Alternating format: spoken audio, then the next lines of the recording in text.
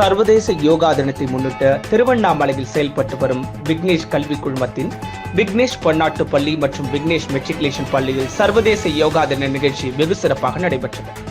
திருவண்ணாமலையில் செயல்பட்டு வரும் விக்னேஷ் பன்னாட்டு பள்ளி மற்றும் விக்னேஷ் மெட்ரிக் பள்ளியின் தலைவர் ஆர் குப்புசாமி அவர்களின் அறிவுறுத்தலின் அடிப்படையில் மெட்ரிக் பள்ளியின் இயக்குனர் கே சதீஷ்குமார், விக்னேஷ் பன்னாட்டு பள்ளியின் முதல்வர் திருமதி எஸ் தேன்மொழி, மெட்ரிக் பள்ளியின் முதல்வர் திரு எம் மணிமாறன் ஆகியோர் முன்னிலை வகித்தனர். திருவண்ணாமலை ஈஷா யோகா அமைப்பு சார்பில் திருமதி டி விஜயா, திரு விவேக் ஆகியோர் மாணவர்களுக்கு பள்ளியில் யோகாசனம் மற்றும் தியானம் குறித்து உரையாற்றியும் விழிப்புணர்வை ஏற்படுத்தியும் செயல்முறையிலும் மாணவர்களுக்கு விளக்கி யோகாசனம் மற்றும் தியானத்தை செய்வித்தனர். மாணவர்களும் அதனை பின்பற்றி யோகாசனம் செய்தனர்.